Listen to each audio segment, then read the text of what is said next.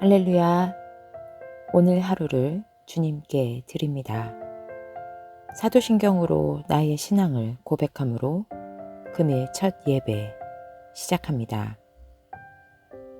나는 전능하신 아버지 하나님, 천지의 창조주를 믿습니다.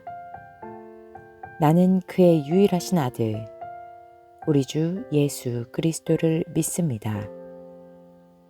그는 성령으로 잉태되어 동정녀 마리아에게서 나시고 본디오 빌라도에게 고난을 받아 십자가에 못 박혀 죽으시고 장사된 지 사흘 만에 죽은 자 가운데서 다시 살아나셨으며 하늘에 오르시어 전능하신 아버지 하나님 우편에 앉아 계시다가 거기로부터 살아있는 자와 죽은 자를 심판하러 오십니다.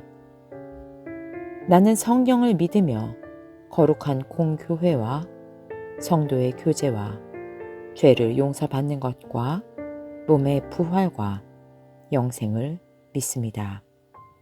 아멘. 주께서 가르쳐 주신 기도 드릴 때에 마음을 다하여 기도하시기 바랍니다. 하늘에 계신 우리 아버지의 이름을 거룩하게 하시며 아버지의 나라가 오게 하시며 아버지의 뜻이 하늘에서와 같이 땅에서도 이루어지게 하소서.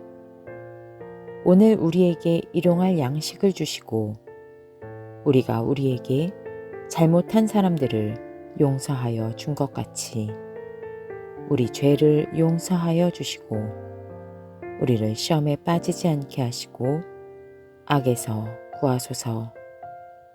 나라와 권능과 영광이 영원히 아버지의 것입니다. 아멘. 오늘 말씀은 마가복음 9장 19절에서 23절 말씀입니다. 예수께서 그들에게 말씀하셨다. 아, 믿음이 없는 세대여, 내가 언제까지 너희와 함께 있어야 하겠느냐? 내가 언제까지 너희에게 참아야 하겠느냐? 아이를 내게 데려오너라. 그래서 그들이 아이를 예수께 데려왔다. 귀신이 예수를 보자 아이에게 즉시 심한 경련을 일으켰다. 아이는 땅에 넘어져서 거품을 흘리면서 뒹굴었다. 예수께서 그 아버지에게 물으셨다. 아이가 이렇게 된 지 얼마나 되었느냐? 그가 대답하였다. 어릴 때부터입니다. 귀신이 그 아이를 죽이려고 여러 번 불 속에도 던지고 물 속에도 던졌습니다. 하실 수 있으면 우리를 불쌍히 여기시고 도와주십시오. 예수께서 그에게 말씀하셨다. 할 수 있으면이 무슨 말이냐? 믿는 사람에게는 모든 일이 가능하다.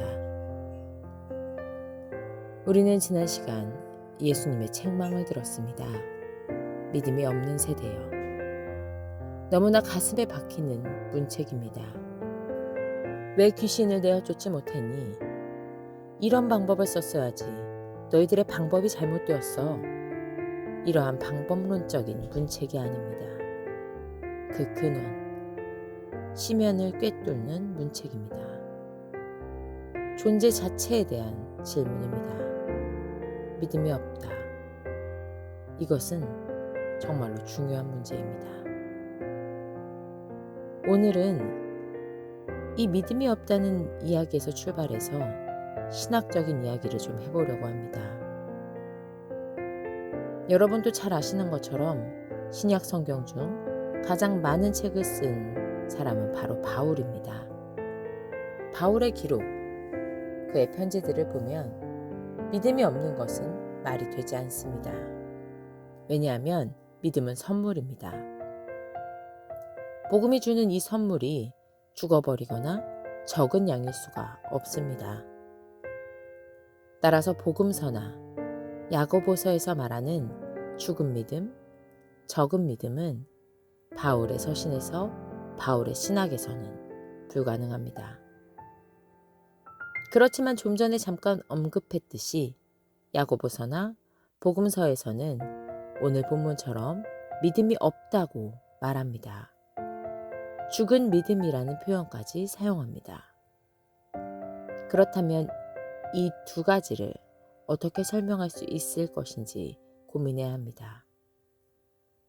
많은 서신을 쓴 바울의 권위에 따라 믿음은 선물이며 믿음이 없을 수 없는 것이 맞을까요? 혹은 바울이 잘못되었고 복음서 저자의 말대로 믿음이 적은 사람도 있고 믿음이 정말 죽어버릴 수도 있는 것일까요? 누가 맞을까요? 누가 틀렸을까요? 하지만 둘 다 틀리지 않았습니다. 둘 다 맞습니다. 이 차이는 시대의 차이고 저술을 한 목적의 차이라고 볼 수 있습니다. 먼저 쓰여진 것은 바울 서신입니다. 유대교의 율법에 짓눌려 있던 사람들에게 바울은 이야기합니다. 선물, 은혜를 받으라.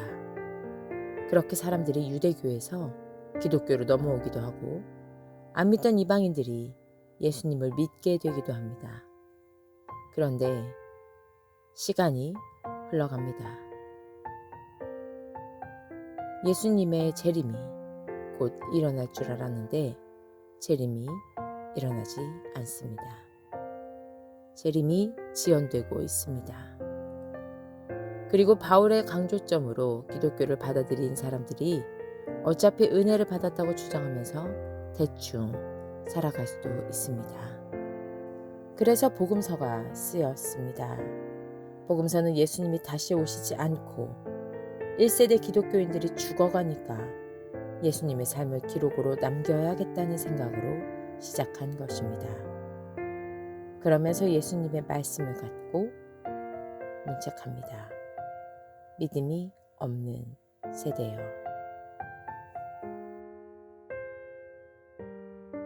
다 함께 기도드립니다. 하나님 아버지, 성경을 주심에 감사를 드립니다. 특히 아버지, 저희들이 편협하게 한 가지 생각만 하지 않도록 성경을 통해서 많은 것들을 보고 알고 믿게 해주셨습니다.